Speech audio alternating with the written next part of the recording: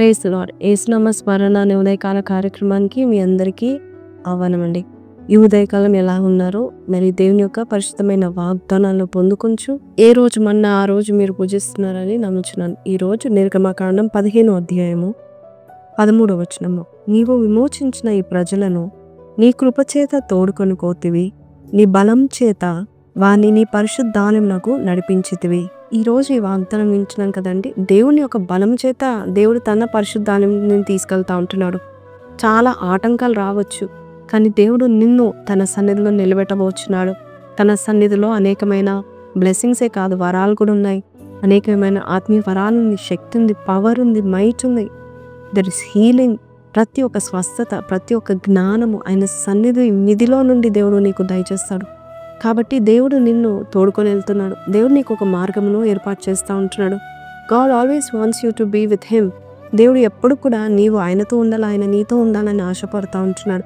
నువ్వు ఎక్కడికి వెళ్ళినా నీకు ఒక మార్గం ఏర్పాటు చేస్తూ ఆ మార్గంలో ఆయన కనబడేలాగా, ఆయన ఉనికి ఉండేలాగా, ఆయన సన్నిధి ఉండేలాగా ఆయన ప్రయాసపడుతూ ఉంటున్నాడు. ఈరోజు ఈ మాటలు వింటున్నా నీవు ఎక్కడ నాకు మార్గం కనబడట్లే ప్రభా, నీ నుండి నన్ను దూరంగా పెట్టకండి ప్రభా, నువ్వు ప్రార్థన చేసినట్లయితే నీ నుండి ఆయన దూరంగా లేనే లేడు. నీకు నీడగా వస్తాడని 121వ కీర్తన 5వ వచనంలో దేవుడు చెప్పినట్టుగా నీకు నీడగా వస్తాడు.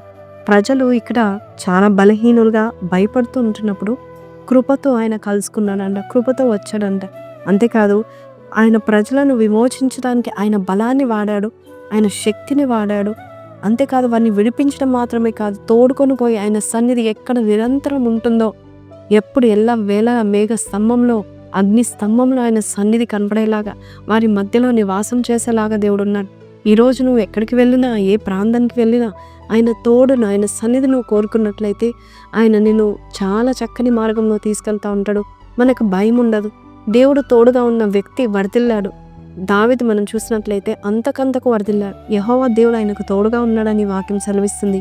దేవుడు తోడుగా ఉన్నప్పుడు మనం వర్ధిల్లడం మాత్రమే కాదు, మనం ఏదైతే మాట్లాడతామో అది జరుగుతుందని సమూయేలు జీవితం ద్వారా మనం తెలుసుకుంటే దేవుడు అతనికి తోడుగా ఉన్నాడు. కాబట్టి ఆయన మాటలు ఏది తప్పిపోలేదని మనం చూస్తూ ఉంటున్నాం.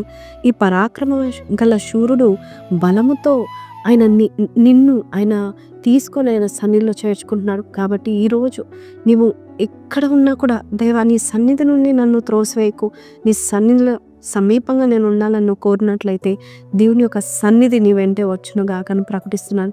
ఈరోజు అదే సన్నిధి నిన్ను విమోచిస్తుంది, ఆయన సన్నిధి నిన్ను కాపాడుతుంది, ఆయన సన్నిధి నీకు బలాన్ని ఇస్తుంది, ఆయన సన్నిధి నీకు కావలసిన సదుపాయాలన్నీ ఇస్తుంది. కాబట్టి కళ్ళు మూసుకుందామా, ప్రార్థన చేద్దాం. పరిశుద్ధ మహోన్నతుడు తండ్రి, అయ్యా తండ్రి యేసయ్యా, నీవు నా సన్నిధి వెదకుడే అని చెప్పావు నాయన ప్రభా. నీ సన్నిధి నా హృదయం వెతుకుతుందని దావీదు చెప్పినట్టుగా నీ సన్నిధి దూరంగా మేము ఉంటేనైనా ప్రభా, మేము దేనికి పనికిరాని వారుగా ఉండవు. చీకటిలో వెళ్ళిపోతాం, సాతానికి అయ్యా వారి యొక్క బంధకానికి లోనైపోతాం. కానీ ఈరోజు మాకు ఇచ్చిన ఈ వాక్యం బట్టి నీకు వందనాలు, మమ్మల్ని బలపరిచిన విధానం బట్టి నీకు వందనాలు. నీ సన్నిధి నీ పరిశుద్ధాలయము చోట ఎక్కడ ఉంటుందో అక్కడ నెమ్మది, శాంతి, సమాధానం, నిత్యం సుఖం ఉంటుంది. ఆ ప్రాంతానికి నువ్వు మమ్మల్ని తీసుకెళ్తున్నందుకు నీకు వందనాలు. ఈ భయాలు వింటూ, ఈ భయంకరమైన ప్రభానైనా దృశ్యాలు చూస్తూనైనా, ఎంతోనైనా ఈ లోకంలో నా కీడు మేము తలపోస్తూ భయపడుతున్న సమయంలో మీ సన్నిధి మమ్మల్ని క్షేమంగా ఉంచుతుందని చెప్పిన విధానం బట్టి నీకు వందనాలు అయినా. అయ్యా మమ్మల్ని మీ సన్నిధిలో నిలబెడతారని నమ్ముచు యేసు పరిశుద్ధ నామమున అడిగి వేడుకొంచున్నాం తండ్రి, ఆమేన్. సో ప్రైజ్ లార్డ్ అండి. దేవుని సన్నిధికి దూరంగా ఉండి మనం ఏమి చేయలేము. ఈరోజు ఈ వాగ్దానం మీతో మాట్లాడినట్లయితే may your presence go with me అని ఇంగ్లీష్లో పెట్టండి. మే గాడ్ బ్లెస్ యూ అండి. దేవుని సన్నిధి ఉన్నట్లయితే ఖచ్చితంగా మీకు చాలా నెమ్మదిగా దేవుడు మిమ్మల్ని నడిపిస్తాడు. God bless you. See you next week. Praise lord.